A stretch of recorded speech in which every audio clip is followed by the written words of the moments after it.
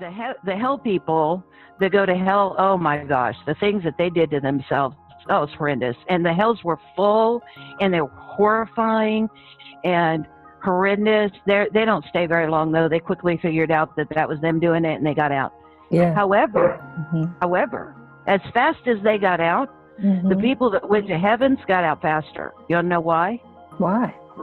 Because when you're walking through life, you're going, oh, that person's going to hell. That person's going to hell. You know that there's all these people you've in your mind that they're going to hell. So if you believe you're going to hell, it's jam-packed.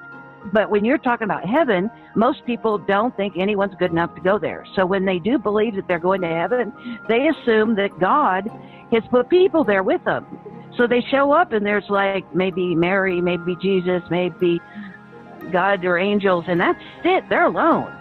So because they don't populate, because they don't understand they're the ones that created it to begin with. So it's empty. But I thought it was hilarious to see the heaven people.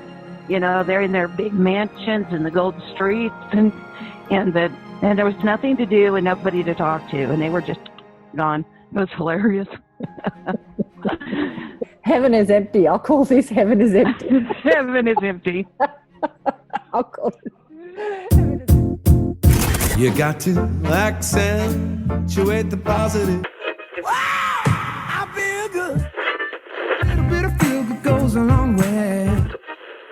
You're listening to KAren Swain, teacher of Deliberate Creation, accentuating the positive, showing you a way to a better life. Accentuating the positive, it's not just fad, it's sanity. Who in their right mind would accentuate anything else? If you feel like that's what you want to do. Hello and welcome to another show, Accentuating the Positive, Awakening Consciousness with KAren Swain.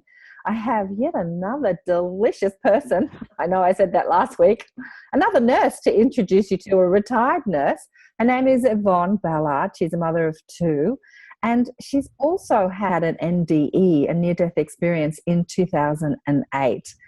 Hello, welcome to the show, Yvonne. Hello. Hi, everybody. Yvonne and I also met on the internet, connected about a year ago. And it's taken this long to get this conversation happening. It's taken about an hour this morning to work it out, all the tech stuff. But Yvonne's story is quite different to the last interview I had with Penny, who was also a retired nurse who had an NDE, near-death experience. So we're going to hear about Yvonne's story, and it's going to take us in many places. Fascinating. Yvonne, do you want to tell us what was happening in 2008 and what led up to the NDE? Oh, I think I was like a lot of people, worked too hard, single mom of two, trying to get through college and all that stuff, and worked just too hard, and my immune system couldn't take it. I ended up getting pneumonia. That led to septic shock, which led to total system failure. I was in a coma for a month. I've read the chart. I shouldn't be alive many times, and came back while I was, that was kind of boring, not very sexy on that story, but what happened when I was gone was exceptional, and I don't think I've ever been the same since, nor will I be the same ever again. I think the biggest thing for me is when I think of things that happened to me 10 years ago as a human, it's hard to remember them. It's hard to get the details. It's hard to get the time right. I haven't forgotten any of what happened. I can almost moment to moment remember it to this day. So, and it was like I was gone for 10 or 20 years, human time. Yeah. So there's a lot of information that I can talk about and that I can share. And if I talked nonstop for 100 years, I couldn't get it all said. It was exceptionally fun. It was very fun. I'm in line with everybody else. There is nothing to be afraid of. Please don't be afraid to die. There's nothing to be afraid of. There's really not. The only reason you're afraid to die is to keep you here to play the game here. Otherwise, you would not know that. Yeah, I've often thought about that. I've often thought about this fear of death that is so prevalent in our society is like to keep us here. But anyway, we're not going to go into that. What happened? So you had septicemia and you died. Like, I don't know, what happened as soon as you left your body? I left my body, and I'm a retired nurse, especially ICU and ER, so I floated above my body for a while to watch them, to see how good a job they did. And they did an exceptionally good job. Yeah. I was very pleased. Yeah. I wasn't scared. I wasn't surprised. I didn't see a tunnel. I didn't see a light. It was it was almost like I was very quickly almost home. I did watch other people die. I was fascinated for a while after I went up out of my body and left there. I watched other people die and go to their version of heaven and hell. I watched that for a while because I thought it was fascinating. My father is a Church of Christ preacher, hellfire and brimstone preacher. So I thought that was very interesting. So it was interesting to watch that for a while. Then I pulled back even further, and that's where it became wild, and it was the most fun. And that's where I felt that I was home, that a lot of stuff that didn't make sense to me on earth, everything made sense to me finally, because there's a lot of things on earth that don't make sense to me. I don't understand the good and bad scenario on this planet that makes, there's so much here that doesn't make sense, and everything there made sense because I could never side with, I could always see good and bad and bad and good. Mm-hmm. They always got confused for me here. And I could always see everybody else's viewpoint. I don't care if it was a serial killer. Mm-hmm. I could find their viewpoint and understand why they were doing what they were doing. Over there, all of that makes sense because I know this is going to sound weird, but I knew everything. But so did everybody else. And we knew why everything was happening and why everything had always happened and why it was going to happen. And I did see my life in total, and I understood that everything happens for a reason, and there was nothing to worry about. There was nothing to be concerned about, and you can't get it wrong. You can't get it wrong. You may feel like it at times, but even that's a part of the game. Even that's a part of the whole experience that you're trying to have. So when I saw that, everything worry went away. And I do remember looking at people and noticing two things, that people worry all the time, and I mean all the people on the planet all the time. And then they say they don't live in fear. Yeah, you do, because worry is fear. Mm. And as long as you're worrying about what shade of lipstick to wear, you're in fear. And I remember when I came back thinking, oh my gosh, that stuff is so silly. And I quit worrying about a lot of things. I remember that was a huge change. And the other thing that I noticed about humans when I was looking back on everybody was how everybody was worried about what everybody else thought. You know, they're worried about what everybody else thought of them. But everybody was doing it. So nobody was thinking about anyone else. It was hilarious to watch from there. You know? Okay, well, let's back up a bit. So, so you went over there and you seem to have come back with a much more empathic sense. So you seem to be knowing what people were thinking, right? I could do that before. I just didn't know that I could do it. Okay. I think that's what made me a really good nurse. Yeah, perfect. Mm-hmm. It's just that when I came back, I knew what I was doing. Yeah, and exactly. Everybody knows. Everybody's doing it. They just are like me. They just don't know they're doing it. Exactly. People do it whenever you cross the street to get away from somebody because it just doesn't feel right. You're doing it. Everybody's doing it. Mm-hmm. On whether or not they judge to go on a date with somebody or not, or whether to take a job or not. They're doing the same thing. They just don't know that they're doing it.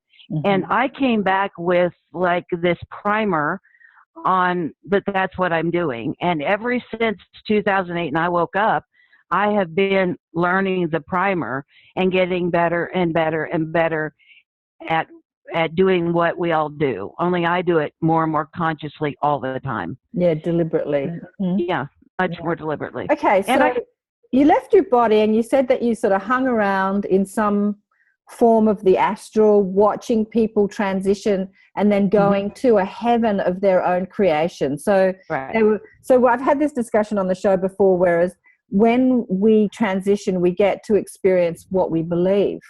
So you said that your father was a hell and brimstone preacher. Right. What did you believe was going to happen when you were going to die? I don't think, now coming back, I don't think I bought into any of it completely. So I didn't believe any of it. So I didn't expect any of it. Now, I watched people go through the tunnel, and the tunnel I know now is reincarnation. That's people who have been on Earth, and they go through the tunnel and they reincarnate on the planet. If you don't see the tunnel, that's an incarnated person. So you'll incarnate somewhere else, or this could be your first incarnation. And there's a big difference in those two words. And words are powerful. They have vibration and they mean something. People should be a lot more careful how they use them. They're powerful. And I didn't have that because I'm pretty sure this is my first time on this earth. And I don't think I've spent any time in physical. I'm very bad at, I'm not very good at running the skin suit. Third dimensional skin suit. I always have been bad at running it. And I try really hard. But people who have been on the planet many incarnations, they don't realize it, but they're so much better at running the human body. It takes practice. It's a complicated thing to get the hang of merging with. What do you mean by running? Running the human? The best way for me to do it is the body that's created from the molecules of Gaia, the consciousness that she gave you, that your, what people would call spirit or soul inhabits. There's actually two. There's your soul that comes and merges with the body, and the body is a part of Gaia. And you are part of something else, and then you work together in a team. So you have to consciously guide this body. You've got to learn how to walk and how to talk, and then you're the one, your spirit is the one that learns to consciously create, to create everything moment to moment. The more instinct part of you, the more what most people would consider is animalistic, that's the skin suit part of you, the avatar that you're running, kind of like the movie Avatar, like you go into that body. It's very much like that. I love that movie. It's very much like that. So if you're really have been here thousands and thousands and thousands of lifetimes, you're a lot better at it. And I've got an ex-husband who's, I'm pretty sure he's been here almost from the beginning when Earth started. And he is very good at running this avatar. And I'm like a klutz. I'm forever falling, and it drives me crazy. I will tell you this, that when I came back into body, I was terrified because it was so claustrophobic, and only being able to see this way and everything being so little, and you can only sense through 5 senses. It was horrible. I know I'm bouncing around a lot, aren't I? You're bouncing around a lot. Let me bring you back to, okay, so you've left your body. You've seen people go to the creation of their own. Have you seen them go? You go to an environment that you call home, and you know everything. What does that environment feel like, look like? Feels like space. Feels like it feels like, so there's not a word for as big as it is. I say if you could take everything that you know about the universe, and I mean every star in the sky, every 200 million Earths that they think we now have, if you multiply that with multi-dimensions, if you take everything that we think we know, add to it every sci-fi movie you've ever seen, every book you've ever read, take all that and put it in a grain of sand, throw that grain of sand into the Sahara Desert, then you'll have an idea of what I saw and felt. It's that big. Cool. And you could probably almost do the same thing over and over and over. It's that big. It's just so big. And the amazing thing is that with one thought, you affect it all. Yeah. One thought. It is just, one thought, we can change it all. It's just magnificent. You know, this is the reason I put these shows out. And sometimes I get a bit of flack on the YouTube videos. People say, don't interrupt your guests. Let them tell your story. But as much as I want my guests to tell their story, I want people to understand how powerful they are. And yeah, I wish if I could. There's a movie called Contact, and she comes and she's telling her story, and she says, I wish if I could die to give everybody what I saw just for a moment, I would, like that. Of course, if you've been dead, you know that that's not really a threat, because I'm looking forward to going back. But still, from their perspective, if they could understand for just a moment that they're not nothing, that there's nothing about them. Every atom on this place has got consciousness, and it's powerful, and it's magnificent, and it's beautiful. And there is a funny story, jumping again back to the heaven and hell thing, watching people go to their heavens and hells.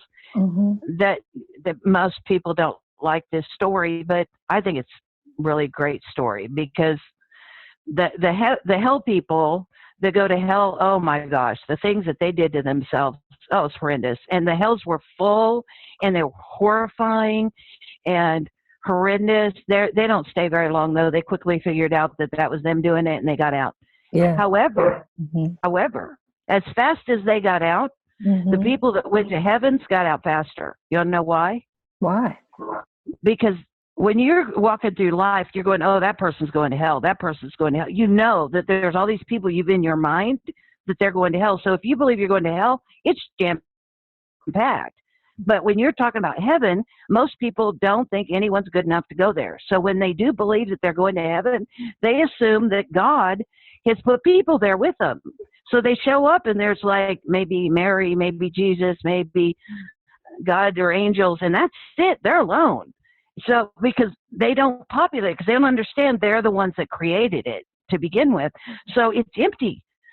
So they are very lost alone. The ones that stay there the longest are the ones that create places like mountains with lakes where they fish. They're the ones that now they hang around for a while. If it's something that just for them is personally nature, usually the nature ones, they'll hang around, and sometimes they'll have family and friends that show up. But I thought it was hilarious to see the heaven people. You know, they're in their big mansions and the golden streets, and there was nothing to do and nobody to talk to, and they were just gone. It was hilarious. So anyway, funny story.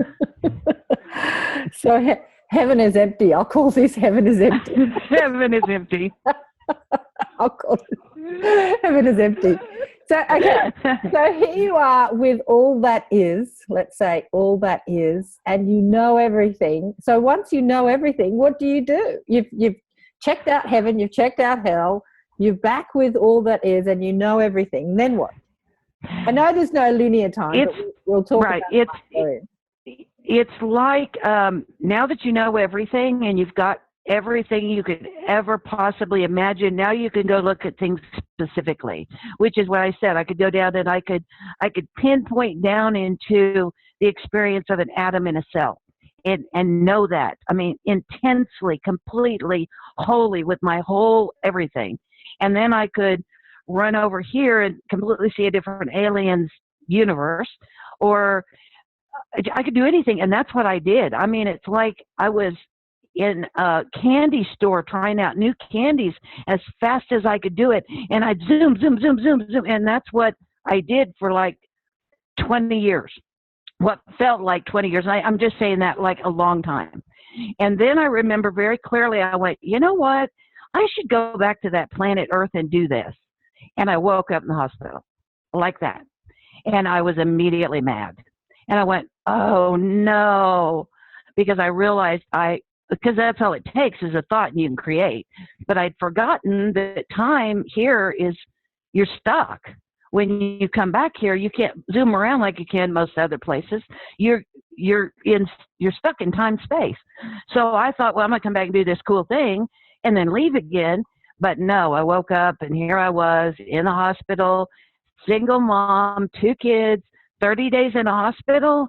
I lost everything. I had no money, no job, no nothing. I couldn't walk. And this is not a great country to be in if you don't make money. So I was pretty much, and on top of that, they told me I'd never walk again. They told me I'd be on $50 a day of meds for the rest of my life to stay alive. Oh yeah, I was not happy. I spent the first year doing this. Doing what? Doing what? I just smiled like this. Oh, right. I just did this. So when you came back into your body, you didn't know how to get out again, basically. You didn't have another experience. Right. But when you were over, when you were in that perspective of broader perspective, you had an understanding of time. Do you want to talk to us about time? I've come up with a couple of analogies that I think help people. I do remember the second. I remember the second I went from time to no time, or all time is really more appropriate. And I remember at that moment going, oh yeah, I remember. And then coming back into time. And although I could remember the no time, it was really hard for, if you're in one, it's hard to explain the other. And if you're in the other, it's hard to understand this one. So when I'm talking to my mob, my pub friends, it's really hard to communicate to them the time factor that we deal with. So in talking to them, I'm forever fighting that because they just don't understand time, space. So the two things that I have that I think helped me is that if you think of a movie that you're watching is not an old-fashioned movie. It is not things moving on a screen. Nothing's really moving. It's single shots that you're looking at very, very fast, so it looks like they're moving. And that's how time is. It's that you've chosen to take these little snapshots and experience them so fast at about 2 billion times a second. You're doing it so fast that it makes it look like you're moving through space and time, but you're really not. And when we get the hang of that, that's how we'll be able to go. You'll be able to go back in time and experience being 5 years old again if you want to. You'll be able to go into a different timeline and experience. If you wanted to be a scientist but you never went down that road, you'll be able to do that if you want to someday. And I don't think it's that far away. I really don't. I think we're closer than anybody knows. I think we're really, really close. Mm-hmm, mm-hmm. So when you're on the other side or outside of time, space and out of your body, did you meet your buddies, your mob, your friends? To me, I was immediate. And I could tell that I was one with everything. I mean, everything. And I knew that, but I also knew that there were a portion of the everything that was the equivalent of how you would feel about your best friends or your family, if you were close to your family. And I knew that those beings that they were my group, they were my group. And I miss them terribly. What did they look like here to you? I don't see, when I was over there, I didn't experience any of the five senses. My vision is really bad here. And so I never translated it once I went back. It's like, I tell people, I said, you know how a picture is worth 1,000 words? Well, a vibration is worth 1,000,000 pictures. So I don't see anything. I prefer to experience the vibration, the frequency of it all. And how do I explain that other than what I just said? I don't know. But to narrow it down to, I don't think that we had bodies like this. I don't think it was like that. I didn't get the feeling that it was, that we had physical bodies where I was at. It was more energy. It'd be more like energy, and there was lots and lots, and I will agree that there was lots of color, way more color than's here, way. It was beautiful, beautiful, but all the colors meant something to me. It wasn't just pretty colors. It was the color and the waves and the way they interacted, all of that meant something. It was an experience. It was an interaction. It was a life cycle. All of it meant something. All of it does mean something to me. And did they tell you what you're doing here? No, but I knew that I knew. When I was there, I knew. Now, it took me it took me a year when I got back to stop pouting, because I was pouting about being back here. So after about a year, and I had to learn to walk and talk again. So I was back having to recuperate for a year. So I was mad and I was recuperating, and I had to come up with a way to heal myself outside the medical field, which is another reason why I don't nurse anymore, is because I found out way too much information to be able to do that anymore.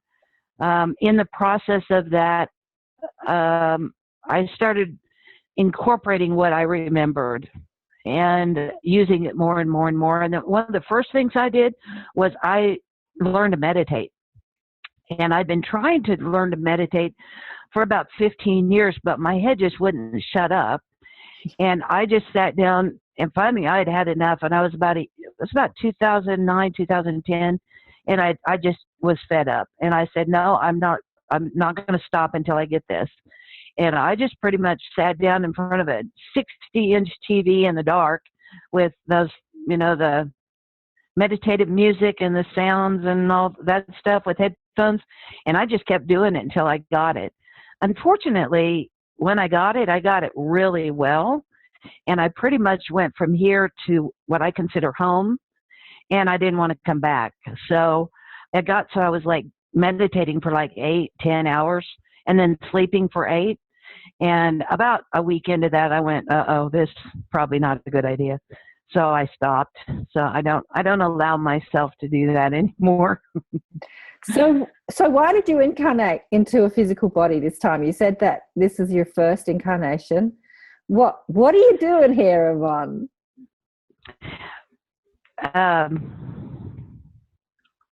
The entity that is Gaia is one of my good friends. And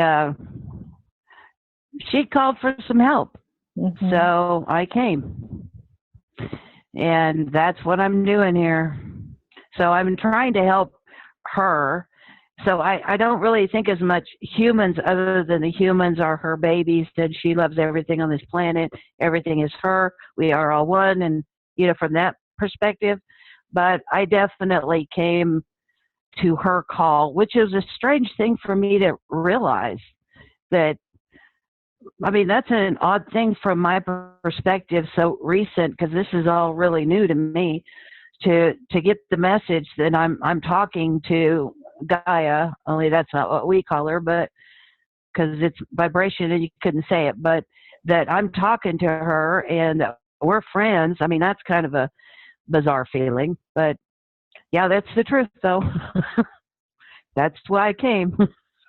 So how are you helping?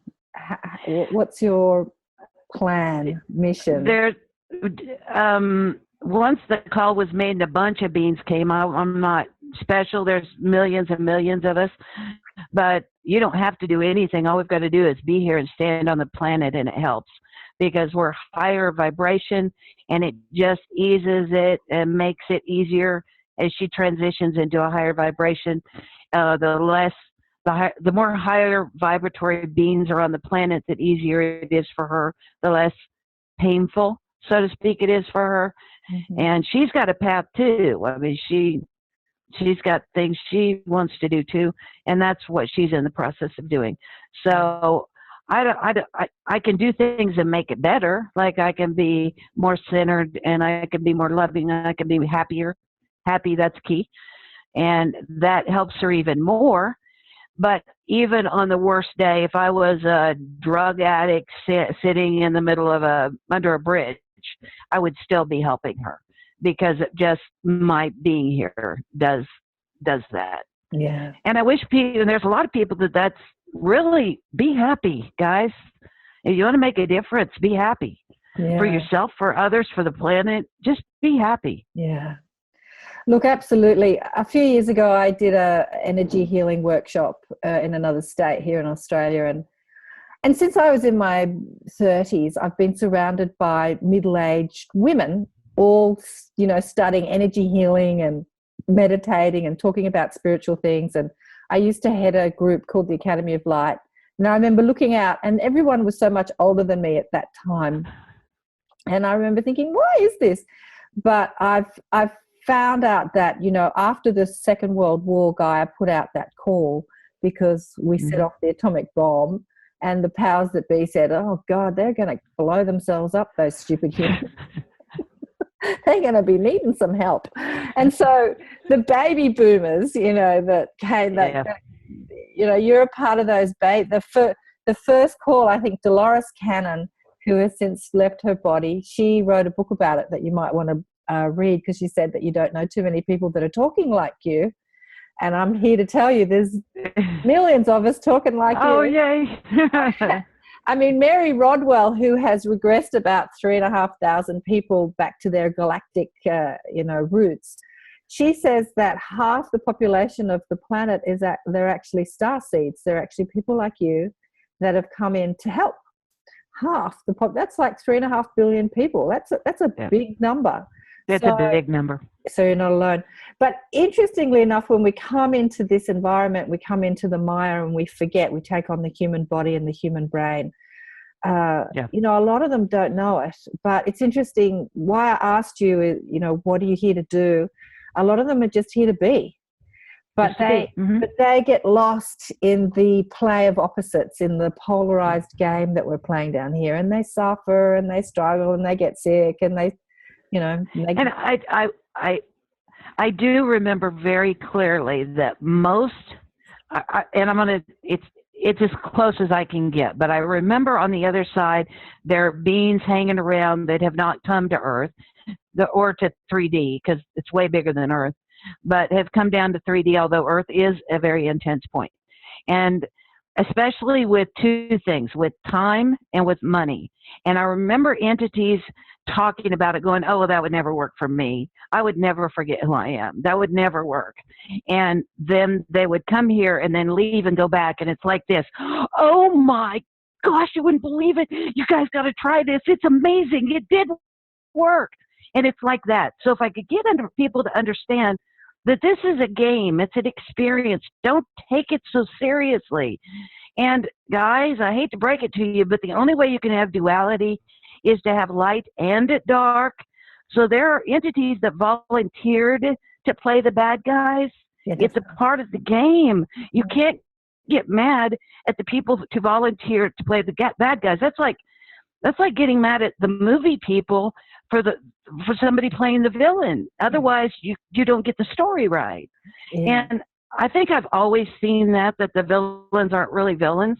Oh, but I do remember on the other side that this was huge, that whenever people are getting ready to come here, usually they have a specific thing they want to try out. Like somebody will say, well, I want to have a very extreme ride. I want it to be intense. And those people, you'll have your buddies on the other side, and you'll ask for volunteers, and you'll say, okay, who will come down there and be the bad guy next to me? Come on. And they'll volunteer. Yeah. And so the people that you hate or so much here, be ready, because when you die, you're going to be looking at each other again, and you're going to have to say thank you, because it's a lot harder to go lower vibration. It's much more it's painful. It is literally painful the lower you drop down. When you live in fear and anger and hatred, that hurts. And so the people that you ask to make you a good guy, make you shine, they hurt a lot when they came here. Mm-hmm. And when you're dead, you're not going to want them in hell. You're going to be saying, thank you, thank you, thank you. Thank you for letting me be the paladin. Thank you for letting me be the good guy. Thank you. Yeah. And I hope somebody listens to that, because there were a lot of people that were ducking their heads. Not that they would, but you know what I mean. You know the feeling that I got. But I thought that was amazing. That was really amazing. That's one of the most important messages in the book's Conversations with God, which I read in my 30s. And those books really called me into action to become a healer and a spiritual teacher. But they were saying that, you know, if you choose to experience forgiveness, which is a polarized, you know, you can't experience forgiveness when you're in broader perspective or when you're over on the other side, then somebody has to play the villain. And without that person playing the villain, you'll never have known what forgiveness feels like. Exactly. And people need to understand that, okay, there is a big picture here, and Gaia is doing something, but there's much smaller pictures going on as well. Like, just because the majority of the people are helping Gaia go to 5D does not mean that there aren't entities that are on their process going down to 1D that might be on this planet for 50 years, and then they'll jump and get on another planet to go down to 2 and down to 3. So they could be coming down. Everybody's not.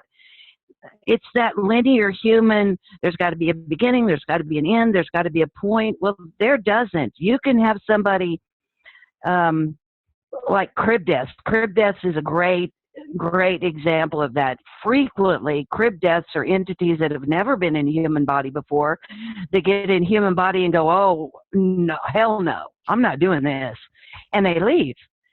Now, the cool thing about the universe as a whole is it is really good at matching up and knowing, because there's no such thing as time, that entity is going to come down in that body and go, oh, hell no, and leave, and want to match that with an entity that says, I want to have a very extreme experience. Well, there's not much more extreme than losing your baby. Mm-hmm. So the universe knows to put those two actions together so that both people get what they want. And that's how everything works. Everything works that way, from the tiniest molecule to the biggest solar activity. It all works like that. So that's what I mean. Just relax. And really, it was supposed to be fun, guys. We really did set this up to be fun. So if you look at it like a game instead of so seriously, then you can watch the bad guys interacting with the good guys, and you can choose to be a good guy and fight. You can choose to be a bad guy and fight. You can choose to sit back and watch. You can be a healer, or you can be somebody that destroys. You can be on the other side. It's no different than playing chess and being white or black. It's really not. And when I pulled back all the way, it was an arbitrary distinction to begin with when it was created. And we went, and the creator that came up with this idea said, okay, everything on this side is going to be light and everything on this side is going to be dark. Now this is going to be the difference in how that's going to work. They were arbitrary. It's our belief systems that make this good and this bad. It's our skin suit that feels pain and says this is pain. And even that's weird, because there are people that do S&M that to them pain feels good. So when you start looking at all the light and dark and the good and bad, and you really start looking at it, all of those go like this anyway. If you really, it's all about perspective. It really is all about perspective. And my thing is, I love perspective. There's nothing that I like better than to have a conversation with somebody and see it through their eyes. I want to know. I don't want you to be like me. I don't want you to think like me. I don't even remotely want any of that. I want to know what your path looks like, and what today looked like, and what the sunrise felt like to you right this second. What does that feel like to you? Yeah, because that's what I like. I like all that experience, and that is what we like. On the other side, that's what we're going for. Our job is to have a cool experience to throw into all the experiences so all of us can share it. And some of us like going down to 3D. I say the people that are humans, man, they're like the extreme sports nuts. You know, they're the ones that want to climb Everest, you know, just to say they've done it. You know, and I look at humans and I'm in awe of a human that's been here over and over and over. I just kind of shake my head. I go, I don't know how you guys do this. I really don't. I'm in awe. The experiences that people who like to go that low dimensionally and deal with those experiences, oh, wow. I'm pretty sure this is my one time, and I'm not sure I'm coming back. Yeah. Really. So this is your one time. And so tell me, how did this knowledge help you with like your recovery from your illness and dealing with, being a single mom and struggling financially? Because that's what people are grappling with, like sickness and poverty. They're the two, sickness, poverty, and lack of love. They're the three things that really people are grappling with. Where's my love? Where's my money? And where's my health? And I'm going to say the same thing that great people have been saying for time immemorial, that the most important thing is to love yourself, that stress will kill you and your body is capable of healing everything if you just believe in it. Mm-hmm. And for gosh sakes, be happy, guys. Everybody knows this. We know it in our soul. We know it that we're better employees, we're better friends, we're better mothers, we're better everything when we're happy. I think what got stuck is people kind of got things backwards when it came to things like in the Bible. It says, love thy neighbor as thyself. And we got stuck on love thy neighbor. Of course, that's the process of service to self versus service to others. That's that duality game, and you have to pick sides, and that's cool. But ultimately, when you really look at it, service to others is service to self, guys, because nobody serves others unless it makes yourself feel good. And there you start moving into unity consciousness. And when you get that and you understand that we're all one, now to get to all one is kind of a long way. So I always tell people, I can talk for a long time and I can confuse the heck out of you, but it all boils down to very, very simply, be happy. Happy people don't do mean things, ever. And if you're happy, then you will create what you need. Just try being happy for a week. Just try it for a week. Just every time you start getting upset or sad or mad, put on a happy song, look at happy pictures, do something, and keep yourself primarily happy for a week. And see if things don't start getting better. I guarantee you they will. And it took me, I think the biggest thing that I did was when I left and saw how petty I was being, how all of this stuff is cool and all, but it's when you've seen seen the creation of a new universe, all of a sudden, whether or not your dog just peed in the hallway, just seems a little bit silly to get upset about. So I think when I came back, I started looking at everything very much through those eyes, and I just went, well, that's just not worth getting upset about. And then the next thing I started learning was I stopped, because I realized that I was worrying all the time too. And I thought I was a pretty happy person, but I was worrying all the time. So I stopped and caught myself, and I'd say, is there anything, what am I worried about? Identify it first. Then is there anything I can do about it right this second? And I don't mean 5 seconds from now. I mean right this second. And if there's not, I let it go. I let it go. And went back to happiness. I became very, very, very protective of my happiness. And my happiness, because I understood the creation process, and I understood that by being unhappy, that created more unhappiness. The only way that I was ever going to get out of this was to insist that I was happy and that I needed to started to love myself. And I didn't love myself, and I'm still working on that, because we're indoctrinated not to love ourselves in every way, shape, or form. Every way. We're not good enough. We're not pretty enough. We're not smart enough. We're not worthy enough with religion. Every which way you turn. But bigger picture, pull back perspective. Do you know how hard it is to keep 7 billion gods in amnesia? It's pretty complicated. It takes a lot. So on one perspective, I'm going, oh my gosh, this is exhausting trying to fight all these things that are put into place. to keep me amnesia, to keep me as a little person, but I understand big picture that it's necessary for me to have the experience as a human. So I pop back and forth on these perspectives a lot. Well, what you've said is just so up my alley, down my lane. Yay! It's what I teach as a teacher of deliberate creation. You know, people that have seen The Secret and talk about law of attraction, they all think it's about manifesting the stuff.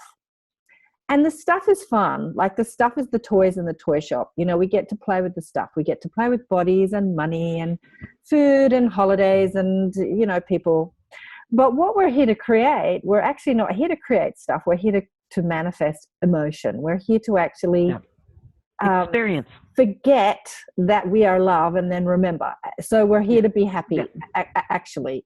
Happiness and love is synonymous. They're the same energy. Yes. I mean, you're never happier than when you're madly in love, right?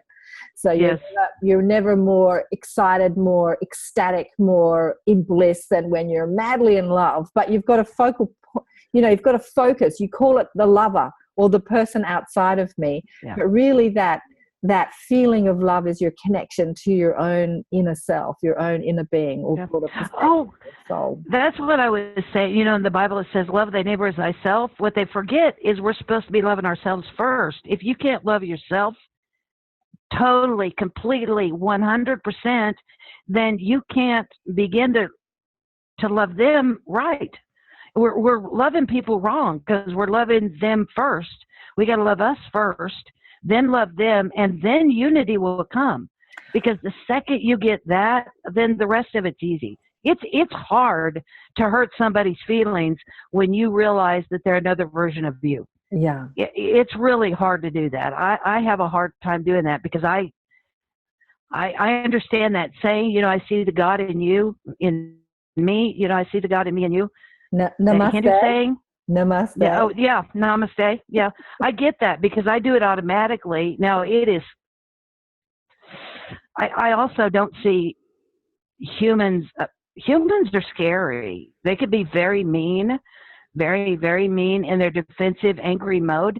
And I frequently don't see that coming because I go straight to seeing the God and I don't see him coming as they're like, bad things happen. But that's cool. That's cool. That's experience too. But getting back to relationship, what we do with relationship is we feel that there's something lacking in our life because we're not connected to all that is, which provides everything, which is that feeling of bliss, because that's all we're looking for, right? We think that the money will make us happy, the lover will make us happy, the health will make us happy.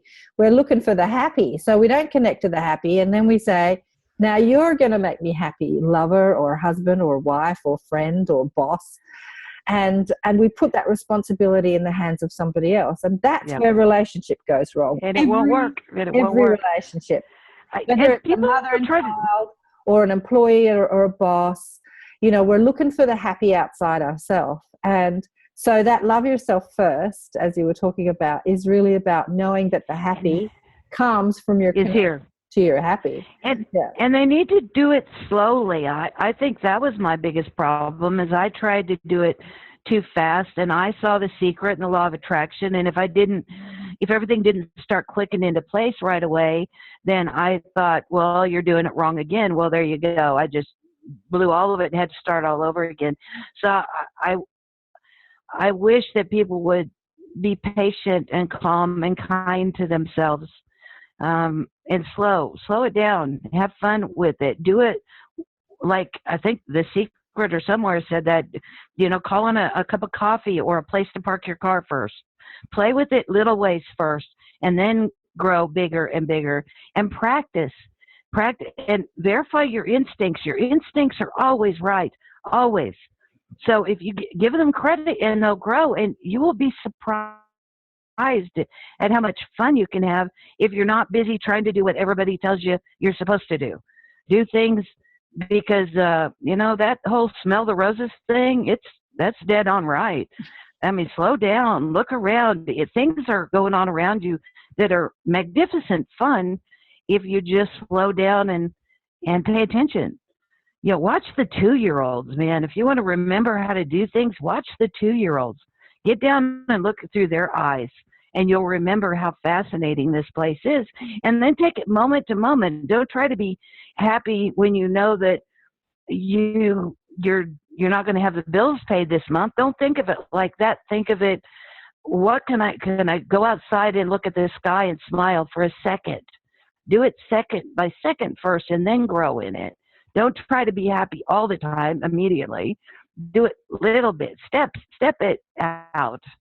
You've been indoctrinated. People have got a lot of indoctrination and belief systems in place that say you're not good enough all the time. Start attaboying yourself little by little and more and more and more. And surround yourself with happy people. Find the happy people. Don't hang around sad people. No. Deadly. All right. So where from here, Yvonne? Like you've got a lot to say. You've got a lot to teach. You've been silent. So 2008, it happened in 2008. And what you been doing in the last 7-8 years there, Yvonne? I think the easiest way is that trying to get, when you know everything about everything and trying to sort that out through a human brain is phenomenally difficult. And when I immediately came back, like I said, I had nowhere to live. I had 2 kids. I had no job. I couldn't walk. And they were telling me I didn't know. So it took a year to kind of get my feet under me again. And then it took me a couple of years to kind of, I think it had to stay for a couple of years for me to believe that I hadn't just made it all up. Mm-hmm. That my mind wanted to start, the people around me, oh, you're crazy. And I went and looked and read my chart. That's how much I question it. And I'm a neuro nurse, so I know what that chart means. So when it's shut down and it says you're dead, there is no, you don't have anything going on in your body that can explain that. There are no little hormones shooting off and making LSD reactions. There's nothing there. And that helped. And then, so I started that process and I started sorting through all of it. And to be quite honest, it took the first year to get my feet under me. The second year, I talked myself out of killing myself because I wanted to go back. I wanted to go home. And I was sad and alone and nothing here felt right. This is just wrong. Everywhere I turned, everything's wrong. And, but then that didn't feel right either. And I think that's when I started talking to my mob, my pub friends, and they started coming in. And then I started, and then I'm not sure, for a while there, it was like, okay, now great. Now I'm schizophrenic. Now I'm crazy. So, but then I think over time, things are just proven, yeah. Questions are answered when that's the only way they could be answered, and things start making sense and things start falling into place. People come into your life, things start working out better. If you start using the law of attraction, which is absolutely huge, and yes, it is true. I just want to clear this up, because you can't use the law of attraction. Like one spiritual teacher said, I studied the law of attraction and it didn't work for me, so I let it go. You can't use the law of attraction. The law of attraction just is. Like the law of attraction, this is where people get, it's like, I tried really hard to visualize what I wanted and it didn't turn up. Like, that is not what the law of attraction is about. No. It's just about getting happy. It's like, get happy. It's just exactly what you said. And everything that you desire, everything that you think of just becomes effortless manifestation. My life is this unfolding cascade of synchronistic event, one after the other. I just sit back and let it happen. Like, I have ideas, I've got thoughts, I've got desires, but I don't sort of work too hard to make it happen. I just sit back and allow it to happen and just enjoy my life. That's the law of attraction in action. It's just that getting happy that we spoke about. That's the whole part of the game down here. It's like, live inside the contrast and the drama and the trauma and the politics and the disgrace and all that, and be happy. Like, can you be happy inside? the law of attraction is not a law of good attraction. The law of attraction is the law of attraction. Like attracts like. So, and the universe does not, it doesn't judge. If you want to come here and be a bad guy and have horrible things happen to you, it's not going to judge that. You have the right to do it. You're a God. You speak and it answers it. Yeah. The trouble is that people don't understand the difference of what they're creating. Mm-hmm. So they go, oh, well, I'm having terrible things happen to me, so the law of attraction doesn't work. No, yeah, it is. It's just you're doing it so that you create awful things. Mm-hmm. And I'm sorry that that's the way it is, and I'm sorry it's on you, not the government, not your great Uncle Fred, not the war. It's you doing it. You're responsible. So if you're having bad things happen, now, and the second that you walk, it's hard to walk through that door. It's easier to blame everybody else. And the law of attraction, if you want to believe it's somebody else, law of attraction will make sure it looks like it, because what you say, it will do. It is your general manager. It will do as you say. Yeah, you get to be right. But the second you walk through that door and you take responsibility for it, and you say, okay, from the moment I took breath, the moment I decided to be a human, this has been on me. And the second you take that, once you walk through that door, there is nothing like that freedom, nothing. Then it's just practice after that. But you've got to take responsibility. You've got to accept and make that a belief. The good or bad, right or wrong, it's you doing it. Yeah, look, I want to talk about this with your, because you said once you went home, then you didn't really want to be here, and you thought about committing suicide. So again, that comes, that whole story comes into play there. I said I'd be here, so I've got to take responsibility for that and not try and get out of it. Killing myself so that I feel good was not what I signed up for. Because I said I'd be here. I came to do something. I said I'd be here, and I said I'd enjoy it while I was here. and I'm pretty much, and I've told people, I said, the personality that you are, I mean, that core part of your soul that is you to the depths of your soul, to your toes, that doesn't change. And there is a part of me that is loves new information, technology, science. I love to help people, healer type. And stubborn is my middle name. I do not stop ever. I will keep going no matter what. That's a part of my core being. And it's part of the being that was over there too. So it just became a matter of, no, I'm not quitting. I'm not quitting. I don't care how tough it is. I don't care how bad it gets. I'm not quitting. And I'm just not quitting. And so once I put my mind to that, then it became, okay, so if I'm going to be here, how do we do this thing? And I think that was the lag time. There was my physical body had to get better. Then my mental mind had to make up its mind whether or not stay or go. But once I decided to stay, then I started to figure out how to play this game and do it right. And there's a lot of trauma, and that's a whole nother story about my body and the trauma and my previous life, because it's full of a ton of trauma. And there's a reason for that too. But I had to deal with all of that too. And did I want to take it on? And as sick as I was when I first came out of the coma, I was still so weak that the thought of doing all that was just too much. So I understand why I felt the way I did. I don't beat myself up for it. It makes sense.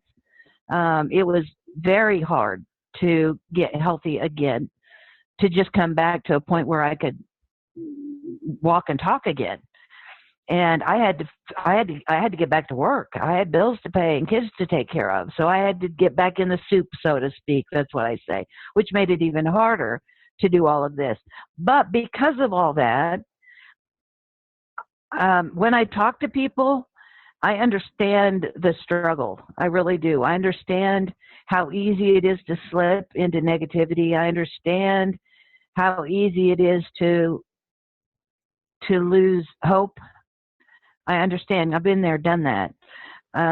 That's the reason why I say for those that are that it hurts so much, and there's a lot of us here. There's 3 billion of us here, like you said, that it hurts here. It's hard to do this. So that's the reason why I want them to just moment by moment, please, just smile moment, and do little things like smile at the cashier. Don't get mad if somebody cuts you off. Make up a story in your mind and reach out with empathy. Maybe their dog just got run over. Maybe they just found out they're dying of cancer. Make up that kind of story instead of, oh, what a hateful person, they just hate me. Start messing with your mind first.